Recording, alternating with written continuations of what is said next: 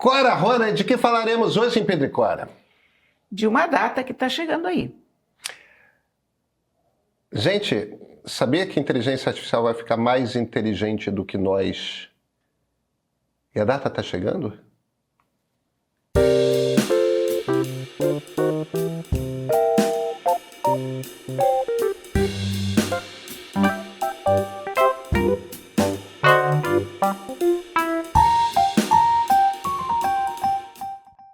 Cora, temos uma data.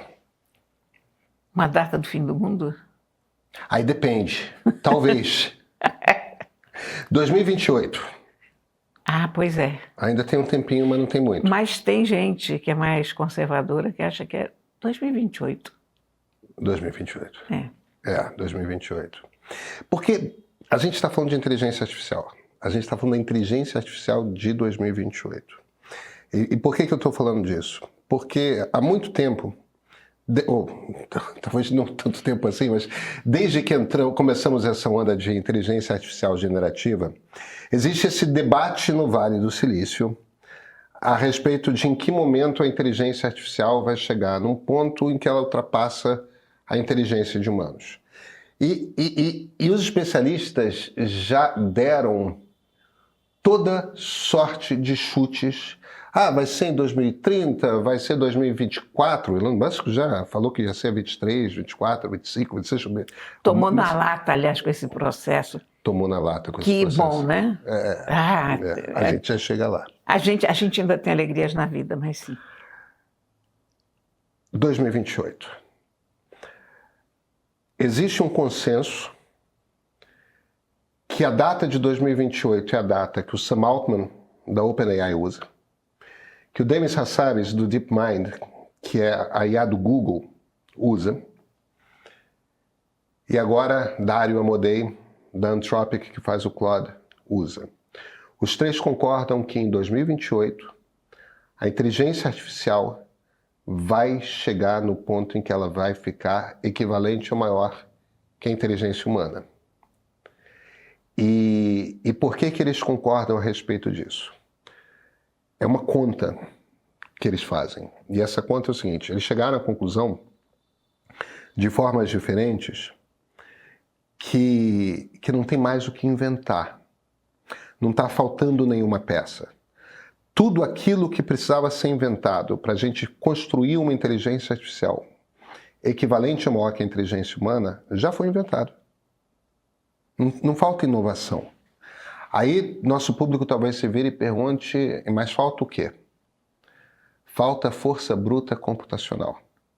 É computador, muitos computadores muito poderosos operando, trabalhando para treinar modelos 24 horas por dia, 7 dias por semana, 4 semanas por mês, 12 meses por ano.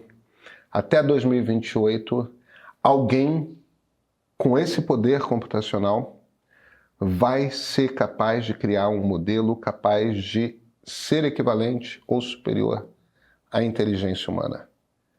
Não tem mais invenção, agora é computador trabalhando pesado. Evolução.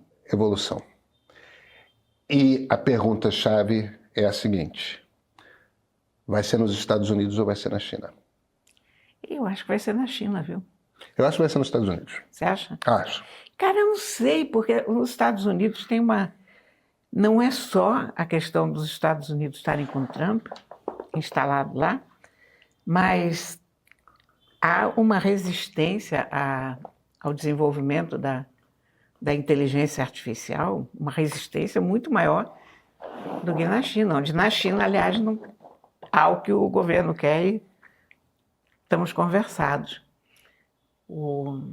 Eu tenho a impressão que isso pode ser atrapalhado por uma série de barreiras legais, por injunções. Tem gente já querendo a moratória da criação de parques de computadores, enfim. Eu tenho a impressão que os Estados Unidos têm mais barreiras para concretizar isso do que os chineses. Mas eu acho que tem uma diferença que é o seguinte: 10 anos atrás, os chineses e os americanos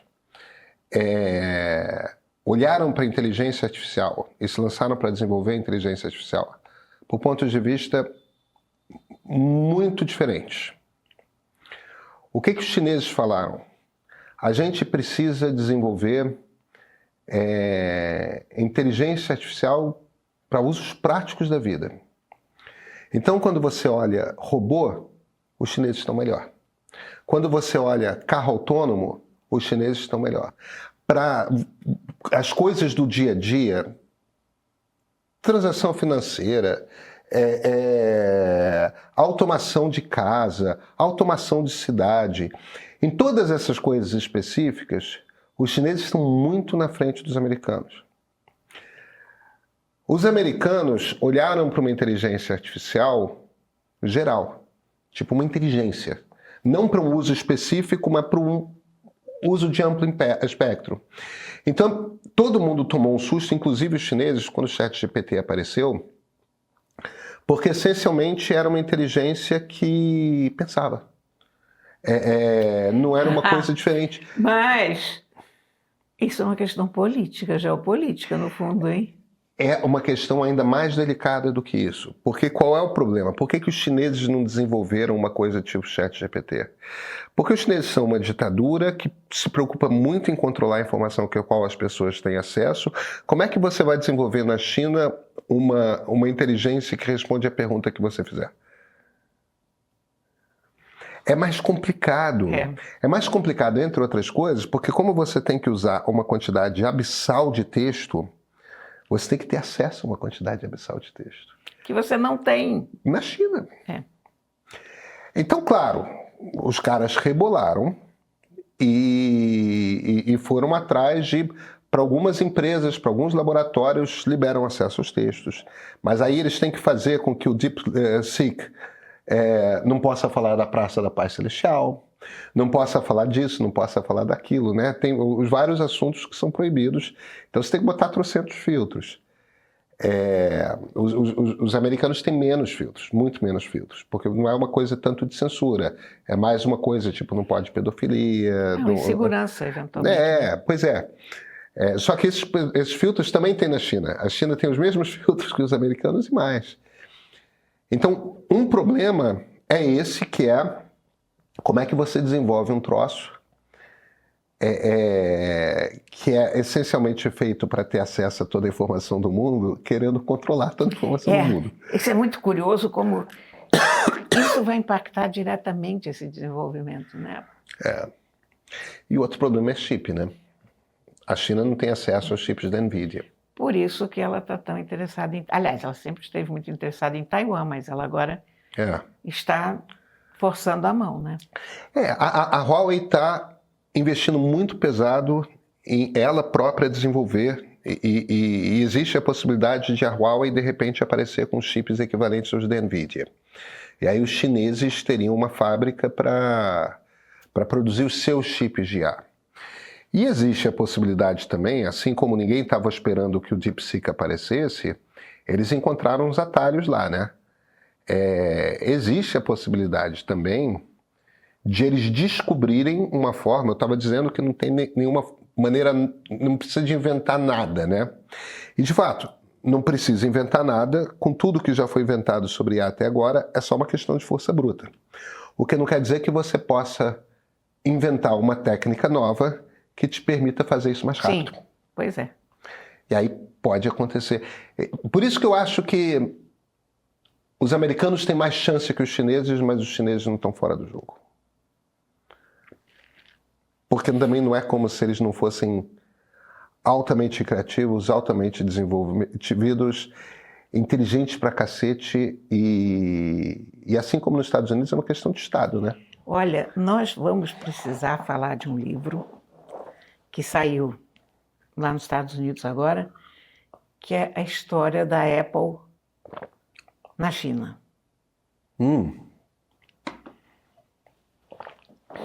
Eu não vi esse livro ainda, mas eu vi uma entrevista com o autor e ele sustenta que o desenvolvimento da China extraordinário dos últimos anos foi bancado pela Apple. Que tese interessante. É sensacional, porque a Apple botou todas as fábricas dela Lá. na China. Quer dizer, todo aquele negócio designed in Califórnia, made in China, né? Tudo desde o começo foi fabricado lá. Ela investiu sei lá quantos bilhões de dólares nessas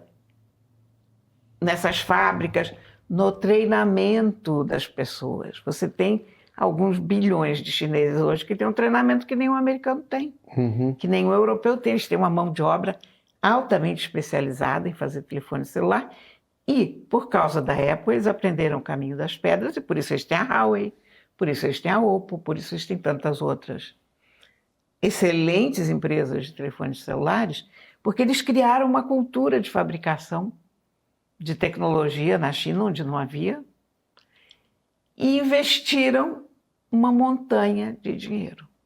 Então, ele considera, não é exatamente, estou simplificando, eu vou ter que ler o livro, evidentemente, mas basicamente essa China moderna é um produto da Apple.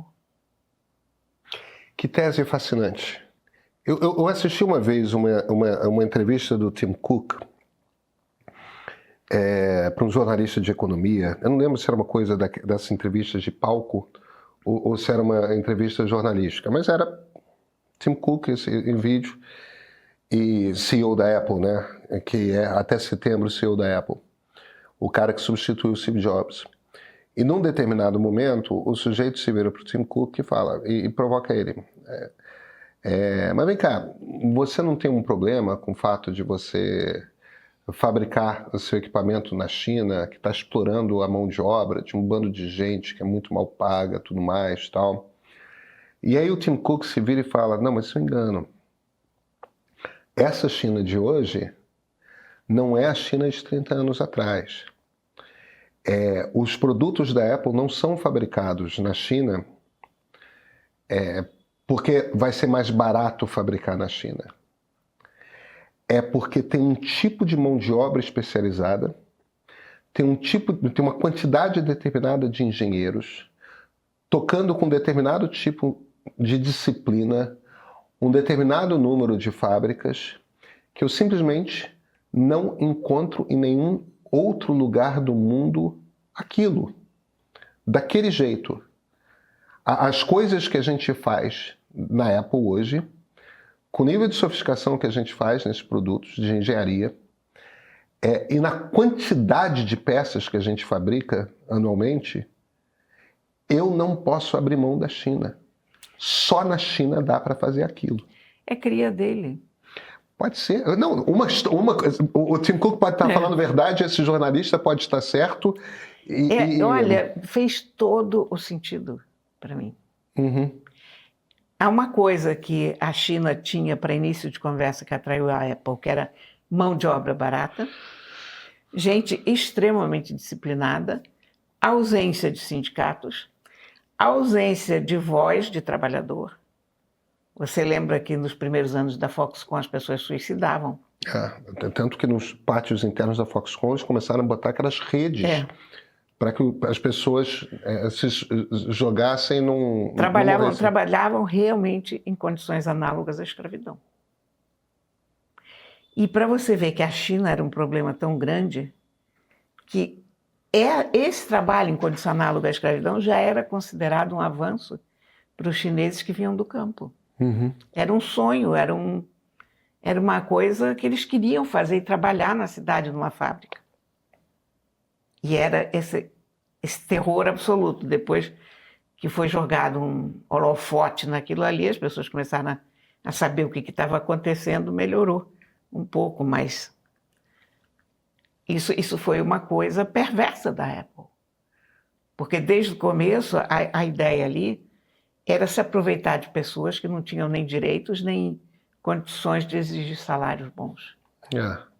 Hoje em dia, tanto a Apple como todas as outras empresas que fabricam na China, pelo menos essas empresas grandes, a Nike também sofreu muito com boicote e tudo mais, justamente por causa dessa coisa de exploração de todas elas, né?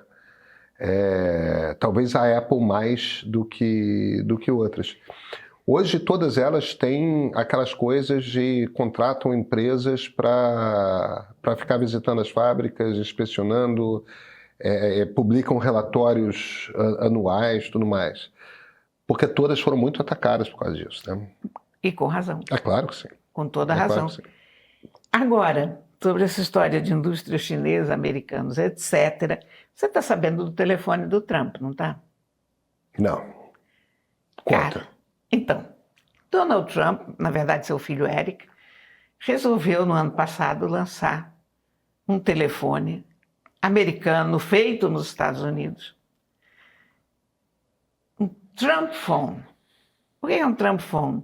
É um telefone celular horrendo, todo dourado, com uma letra T desse tamanho atrás. Essa porcaria custaria $500 e seria fabricada nos Estados Unidos. Uhum. Para o público MAGA, né? Tá. Entrega estava prevista para junho do ano passado. Junho veio, passou. Julho, agosto, setembro, outubro. As pessoas começaram a ficar inquietas pelo seguinte, porque você entrava na fila e você tinha que dar um adiantamento de $100. Ai. Foram 600 mil pessoas. Tá. E? Agora, esse telefone já não será fabricado na América, nos Estados Unidos ou no México, qualquer outra coisa, mas será fabricado com American Values in Mind, Aham. valores americanos em mente. Quer dizer que você terá todos aqueles chineses trabalhando do mesmo jeito, cantando Star Spangled Banner, enquanto trabalham. E aí eu já ouvi gente no YouTube dizendo que foi isso que o Trump foi fazer na China, e levou o Eric, inclusive, com ele, para buscar os primeiros lotes dos telefones. Cara, que picareta, que pessoa horrorosa, que família inacreditável. É inacreditável mesmo, né? E que público pior ainda. É meio que beber detergente, né? É exatamente como beber detergente. Cora, pelo menos a gente se vê na terça-feira, né? Sim. Então a gente se vê na terça-feira. Ei, você consegue adivinhar o que vai acontecer na política brasileira? Olha, nem eu. Mas sabia que dá para chegar muito perto? É que no meio a gente tem as ferramentas certas para mapear o contexto, analisar e entender o que de fato está em jogo. Olha só, a pesquisa Meia Ideia te mostra como o eleitor pensa todo mês nessa corrida eleitoral um tanto imprevisível. No nosso streaming você assiste séries e documentários originais como Democracia, uma História Sem Fim, que reconstrói os bastidores da nossa república para você entender de onde viemos e para onde podemos ir. E temos um time de colunistas como Creomar de Souza e Christian Lynch que assinam nossos cursos e escrevem colunas semanais. Essa é a nossa dica para atravessar 2026 antecipando cenários, não apenas reagindo a eles. Assina o Meio Premium e garanta acesso ao melhor no meio.